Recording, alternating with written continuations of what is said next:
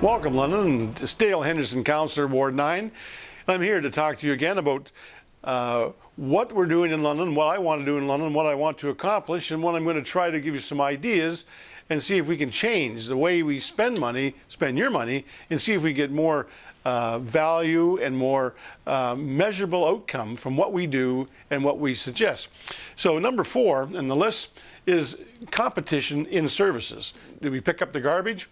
Water, is water coming to your door? Do we have a hydrant for a fire near your place? Is electricity showing up? Sewers and storm sewers, are they working? Are they in place? Are they going to stay in place for X number of years going forward? Rivers, have we got a beautiful river, a clean river, and one that we can service? Everything else, rail lines through the city, transportation, busing, and the question is, how do we get the best service? The thing what we're looking at now is, how do you pay for that? Now, there's different ways of paying for it. One, we could buy a truck and then hire a person and we drive the truck around to do snow plowing or garbage pickup. Or we can order the service or pay for the service or require that we have bidding maybe and requests for quotes on maybe doing the service. So we have different ways now of looking at how can we compete and get better value for the money that we're spending Can we in fact get the best service by maybe changing what we're doing, or competitively looking at how we can do the job? So in all these different services we're looking at, the big question has to do is, how do we get the best job done for the best price? And now things are changing so fast in the world of whether it be unions or whether it be free trade environment, whether it be a lot of changes in what we've done in 20 years. Now we just can't keep increasing taxes 5% every year and say everything's okay, because things are changing so fast. For example, the pensions in union employees for OMERS and what have you, serious things are coming at us from the point of who can even do the job. OMERS are telling us now they have to have at least 15% a year increase of their wages just to pay the pensions that people are going to have to need in the next 15 years. And the provincial government now has said you have to now balance the books in the unions, in the OMERS, in the pension plans, which means, wow, that may be 3.5% a year that they're only charging us now. But in reality, it's more like 15% a year that I think the voter has to know that.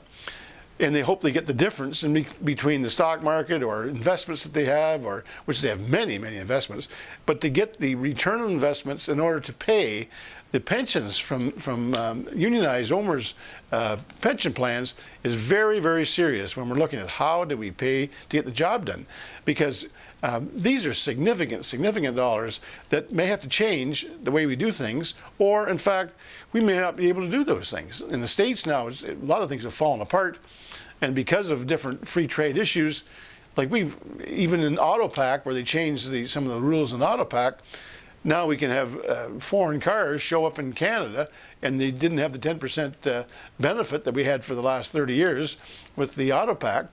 Now we've lost about 1.5 million jobs in southwestern Ontario, and Detroit alone has lost 1.5 million jobs.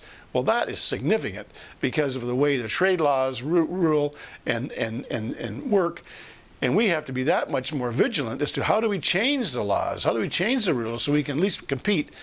Or, as it is right now in Canada, we've got unions competing with people that are in Mexico or in China. Well, that can't stay that way. And with the free trade deals now in North America, we've got 30-some states in America, or what they call right-to-work legislation. And in Canada, we don't have that. But we're losing our jobs. And I think this is something we've got to look at that a lot of people don't even think about, but they have to think about this, because if we're going to have free trade, if that's what everyone wants, if we want a cheap something coming from somewhere else in the world, then we have to realize that we can't protect our own employees. We can't protect our unions. We can't protect that.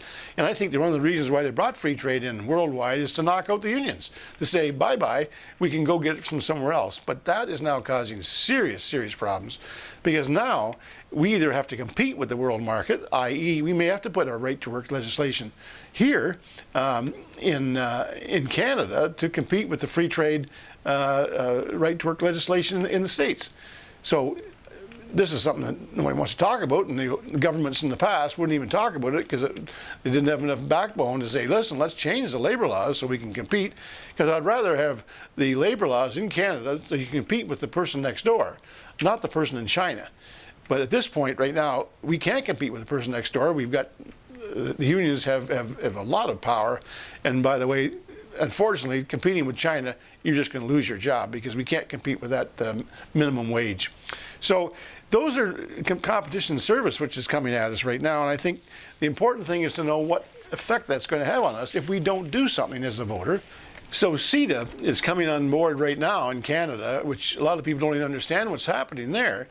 But the federal laws called the Canadian Economic Trade Association, or agreements with Europe right now, is causing major competition from in London, for example, and across Canada, is how we're going to be able to purchase our services.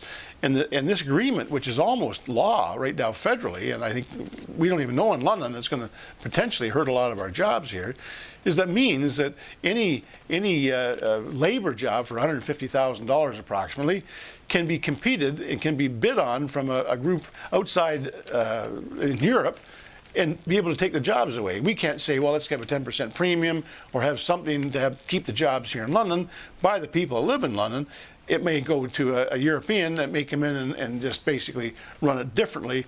And by the way, people could be out of work here. Or if we had a $5 million or more capital improvement for building a bridge or something in London, we can't say, let's have it built in London, and by the way, we're going to have our own Londoners work on this bridge. And they could say, no, the laws of the land, free trade laws put in for the CETA type of programs means that we might lose that job to foreigners, and or if we don't give it to foreigners, then we'll be sued and have to pay anyways the damages. So those are serious things coming at you. That means that how do we have the services that we need? How do we pay for it and be able to pay, for value? So other than what the services that we do, there's other things in London that we have to pay for, and we want to pay for to have the place a great place to live, which it is. And there's everything to do with tourists. What are our tourist attractions? Are we spending money for a tourist attraction? Are we having other private attractions show up, or even public attractions?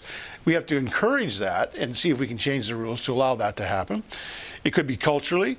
Yes, we made an Orchestra London. Yes, there's a Grand Theatre doing great shows, but we might want some private theaters. We might want some private orchestras in town, and be able to allow, just like the Bat Center, or I guess it's Budweiser Center now, they have an agreement with a business that runs that, and they bring all top entertainers across Canada and the world showing up in London.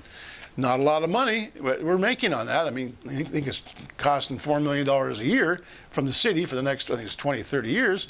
But that's great. We have good hockey there as well. But the point is, we can't sustain that. We have to make sure that we have a business entity that is paying tax, is bringing the entertainment to London. And by the way, it grows out of our tax base, so we don't have to keep subsidizing this year after year after year. So other things that we want to, like for tourism, for example, and tourist attractions, we have to, how we do that. We have Tourism London, which is a private company, believe it or not, private. Well, we want to make sure that the measurables at the end of that year, are they bringing in things to London, people to London? Yes, we might do hockey. Yes, we might do some sports, but we want to do golf. We also want to do Theatre London. We also want to do maybe soccer. We might want to do some tourist attractions. We might want to do help some private companies do some things, not just waiting for the Chamber of Commerce to help them do that. I think we have to make sure if we're spending public money, we want to make sure a wide spectrum of opportunity will happen and will come to London, so that the tourist dollar comes to here, and not just hotel rooms are booked. I'm even for one of those for competition. I'd like to have $1 or $2 on every room in London, like other cities, that help pay for tourist attractions and help pay for our tourism, and helps pay for our marketing and economic development. And that can be done, but we have to now pass the rules, pass the laws, and encourage, whether it be the hotels or whether it be the other places in town, to indicate and help them say, yes, you have to bring that to the party. That's what we do in other cities. We have to grow up and not be just a small burg. We are becoming a big town, and we have to put up with those responsibilities. So other things to do with the city, how we get competitive services, would be building permits, for example. There's something that is really interesting to think about. What happens if we had building permits were done by a private company doing that? Or maybe private company would be doing things like inspections, or be doing things like tickets or parking tickets. And it may be done in competition with, well, it'd be a private group doing this, or it could be the city group doing that, based on what's the best effect, what's the best outcome to the taxpayer, so we don't have to always keep increasing. And by the way, a lot of these employees are retiring now at 55, where, wow, we may not be able to pay for the pensions for the next 30 years for some of these services that we're now paying for. We're looking now at next year, or this year, see if we can put together a suggestion plan that would save us some money in what we do. For example, if an employee came up with an idea that they can save, let's say, $100,000 in some method change and how we're doing things, how we might functionally get the job done at a cheaper price, then the benefit would be, I think, like about 10% of the year's saving would be a bonus. That would be a bonus to that person that came up with the name and came up with the date and came up with the first application to put that in as a cost reduction program, suggestion plan. And that's something that I want to consider this year, and I think we can save millions of dollars of taxpayers' money by doing it differently, by doing it better, and having our instead of digging 2 holes a day or 1 hole a day with a suggestion plan, we may end up with the same price doing 2 holes a day with different people and the different methods, the way we do it. So if that in fact is possible, we're going to see if we can get that going. And if we got so excited that was working so well, I would think we'd go citywide. We'd have to have a new department in the finance department. If it pays for itself, and even if you went citywide and you had 5 people in the finance department just take a look at suggestion plans, maybe the city would have to pay, or the person would have to pay maybe some money to have it considered to be put into place. And if that in fact happened, then they would get their yearly benefit, if not the stipend that they would earn because of the suggestion plan. So there's another way we can grow that out. I don't think any city right now in Canada is doing that, but why not think about it? Why not? They do it in companies all the time. I mean, when you're working for a phone company, that's what they do day in and day out. They got managers. That's all they're paid to do, is come up with cost reductions. So this will be something we can start using business methods in the city environment to try to get the services still to your door. And the whole dialogue here is how to get the same service, maybe for the same money. And it doesn't come down to the idea, oh, if you don't pay more money, we're not going to get something, or the city's going to fall apart. No, that's not good business practices. And certainly, if you take a look at the States right now, if you keep on going spending, then like they do in Chicago or Detroit went bankrupt, and they laid off police officers in Chicago, and the firemen pick up the garbage, if they're there at all. So those are things that we have to really take a look at, and how we can get a competition in services to get the same, if not even in some cases maybe a better service for existing money that we're spending right now. And we're up to almost close to $1 billion. So that's for 360,000 people. That's a lot of money, and I think that's something that we have to take a look at.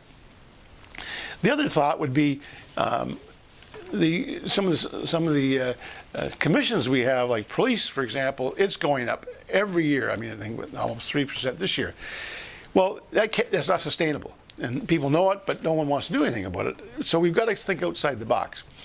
And the police, I want the police doing police work for sure. I think they're there. They're trained. But I think there's other ways of getting the job done. I want police doing police work, and if they're going to be $40, $60 an hour, then I want them doing police work. But if they're doing other things, like there's trainees, well, they're maybe making $20 to $40 an hour, but they're trainees. Well, that's nice, having trainees. But they're also auxiliary police. Well, they're auxiliary. In some cases, they're volunteer. They may be a small stipend.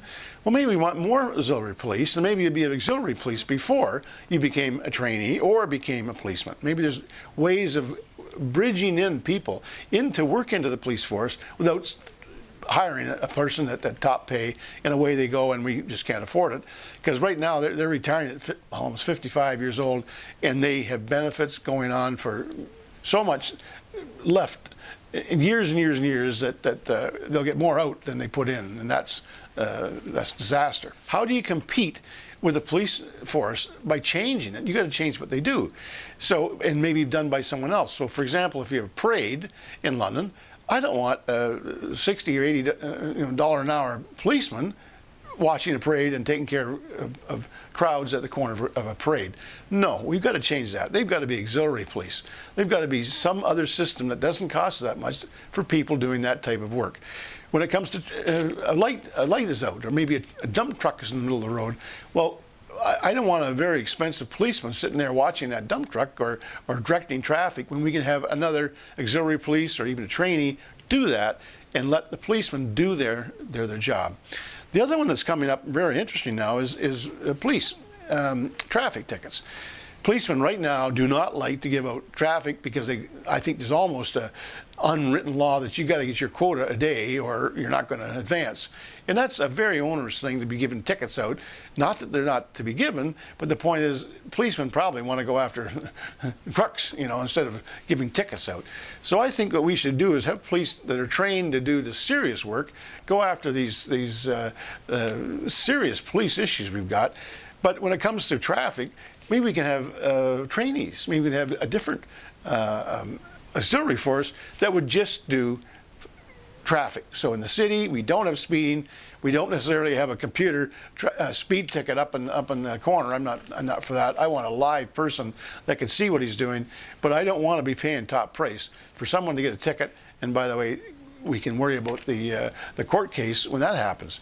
But I think the idea is that we've got to look at how and who can do these different functions, break them up, so we can be able to afford a police service here without going broke at tax time. And I think there's other ways of doing it too. I mean, I hate to say this, but the OPP will also compete with the police force in London.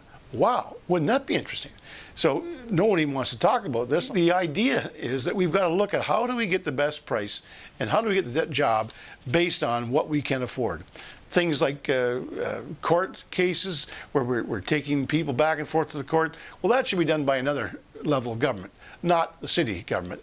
And then we can maybe work the rules, change the rules, so the provincial government will be paying for that and paying more for that service than we have to, as a taxpayer, say, guess what, we do that because we're a city and we happen to have a courthouse in our city. So I think there's different ways of looking at these rules to change the rules, but we have to have a measurable outcome and be able to do whatever we can do based on trying to keep this London place the best place to move, live, and work here. Finally, things like fire services, again, they were going up 7.5% this year. Well, it was limited to 1%. But wow, I mean, we've got to change the way we do our fire services and find the rules about the fire service and what is important. What is the time it takes to get to a fire? What is the labor laws, and what about the mediators, and what are they required to do when we come to renewing the contract every 2-3 years? And we're looking right now at maybe the fire department is going to have to change, and they're going to do an 8-hour shift, or what they call a 40-hour shift in a week, or a 40-hour work week, opposed to this 12-hour session where you're sleeping 8 hours or whatever. We may have to change that to change the way we spend, we hire, and we train and measure. And then when it comes to different contracts, well, there's got to be other ways of looking at this, because many places in Ontario have volunteer. They have volunteer fire people. Well, there might be volunteer in London. Well, wouldn't that get exciting? Now we've got some labor issues, and we got to now change some of the rules so we can all compete. Everyone can have a chance for a job. We can get the services done, but we can't go up 7% a year and find out that we just we have to shut down the city because people can't pay their taxes. So that's basically some of the opportunities that we got to. How do we compete in services, get the price down, or keep the price at least the same, but we get more services, more people happier, and still keep the services coming, because I haven't said anything today we're going to cut the service. We're just looking at how we buy it, how we service it, and to what extent we can be happy when it comes to tax day, that you can at least be happy that you're getting good value for your money. Thank you.